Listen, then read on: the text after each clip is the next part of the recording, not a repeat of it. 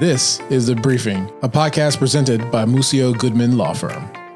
Today, the topic is undue influence, and we're here with Wes Mussio, managing partner of Mussio Goodman Law Firm. Thank you. When does undue influence come into play in estate matters? Well, undue influence is an interesting topic because what that does is it involves where somebody's drafting a will or they're making a gift or giving something to an individual. And undue influence is where you see a situation where a family member, friend, caregiver, that type of person gets overzealous about changing the testator's opinion on who should get what in terms of assets and uses their influence to change everything to their benefit. How can the presumption of undue influence be rebutted? So the way it works in law is that there's a presumption that there's undue influence right off the get-go. And so the person that's getting this gift or wanting to uphold the will that was produced has to prove that there was no undue influence. And so they can do that simply by showing a number of different factors that existed which would create no undue influence. What are some examples where undue influence does not apply?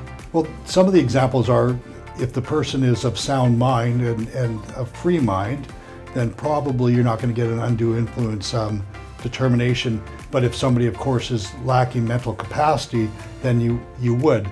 The other situations, you look at who the person is. So if you're talking about a spouse, chances of getting undue influence with another spouse is pretty low because what spouse doesn't influence their spouse? Of course they do.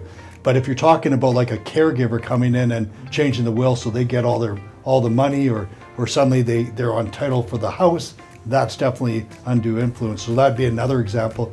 But ultimately, if you're trying to avoid the finding of undue influence, the answer is to get some independent legal advice. So have the individual that's going to create the will not only see the person that's doing the will for them, but also go see a separate lawyer or advisor, and they can discuss what they're doing and make sure that the individual's doing it on their own volition, as opposed to being driven down to the lawyer's office by the the daughter or son or the caregiver or the best buddy who's trying to manipulate this very vulnerable individual and get them to change their will and gift over everything to them.